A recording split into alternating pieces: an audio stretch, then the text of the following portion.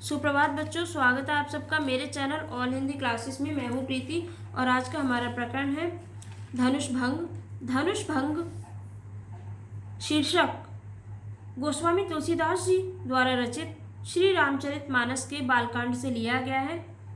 इसमें अवधी भाषा का प्रयोग हुआ है और ये प्रबंध शैली में लिखा गया है। वीडियो शुरू करने से पहले मैं आप सबसे कहना चाहती हूँ कि यदि आप मेरे चैनल पर नए हैं तो इसे सब्सक्राइब करें, वीडियो पसंद आने पर लाइक करें और अपने दोस्तों के साथ शेयर करें। तो चलिए शुरू करते हैं आज का हमारा वीडियो धनुष भंग। इस पाठ में सीता स्वयंवर की कथा का वर्णन है। जब सीता के विवाह हेतु उनके पिता जनक जी ने यह प्रण किया था कि जो शिव धनुष को तोड़ेगा उसके साथ ही सीता का विवाह होगा, इस हेतु जगह जगह से, बहुत दूर दूर से बड़े बड़े और ताकतवर राजा आए। उन्होंने शिव धनुष को तोड़ने का प्रयास किया, लेकिन वे असफल रहे।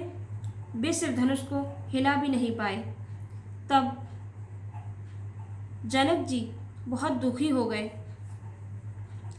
जनक जी के दुख को समाप्त करने के लिए गुरु विश्वामित्र ने श्री रामचंद्र जी को आज्ञा दी। गुरु विश्वामित्र की आज्ञा पाकर श्री रामचंद्र जी उठे और मंच की ओर चले। यहाँ उसी का वर्णन किया गया है। तो देखते हैं प्रथम दोहा। उदित उदयगिरि मंच पर रघुवर बाल पतंग, बिकसे संत सरोज सब हर्षे लोचन भ्रंग।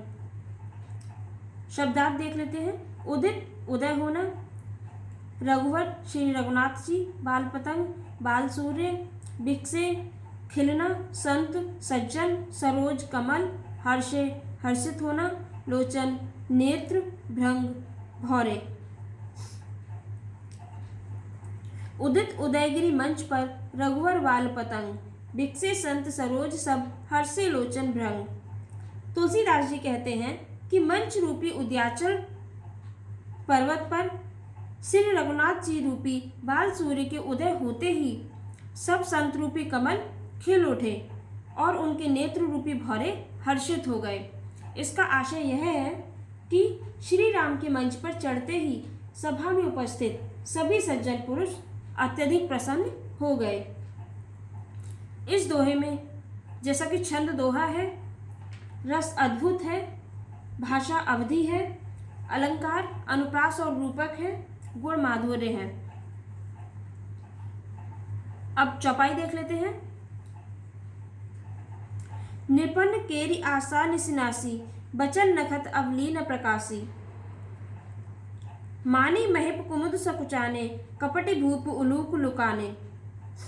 शब्दार्थ देख लेते हैं। नृपन्न राजा, निसी रात्रि, नासी नष्ट हो गई, नखत नक्षत्र या तारे, अवली समूह या पंक्ति, प्रकाशी चमकना, मानी अभिमानी, महिप राजा, कुमुद कुमुदनी, सकुचाने संकुचित होना या मुरझा जाना, कपटी कपटी राजा, भूप राजा, उल्लू लुकाने छिप गए। तुलसीदास जी कहते हैं कि श्री राम के मंच पर आने के बाद राजाओं की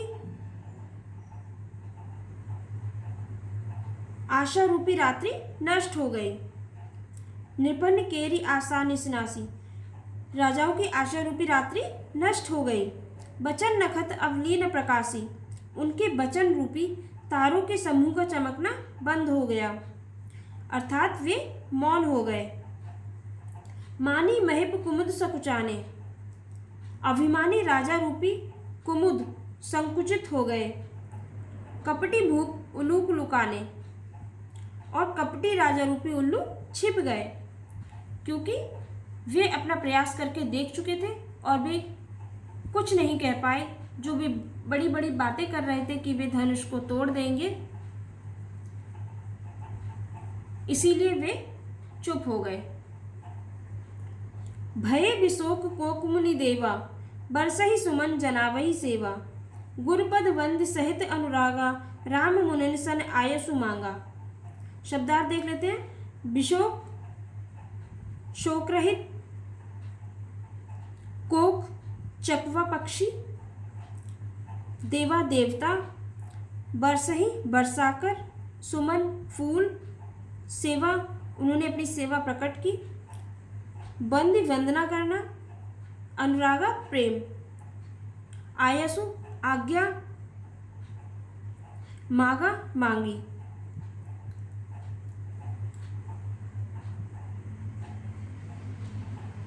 तुलसीदास जी कहते हैं कि श्री राम के आने से मुनि और देवता रूपी चकवे शोक रहित हो गए। बरसई सुमन जनावही सेवा, वे फूल बरसाकर अपनी सेवा प्रकट कर रहे हैं। गुरुपद बंद सहित अनुरागा, प्रेम सहित गुरु के चरणों की वंदना करके राम मुनि सन आयुष मांगा। श्री रामचंद्र जी ने मुनियों से आज्ञा मांगी। सहजई चले सकल जग स्वामी, मत्त मंजुबर कुंजर गामी। चलत राम सब पुर नर नारी, पुलक पूरी तन भये सुखारी। सहजई स्वाभाविक चाल, सकल समस्त, जग संसार या जगत, मत मतवाले, मंजू सुंदर, बर श्रेष्ठ, कुंजर हाथी, गामी चले।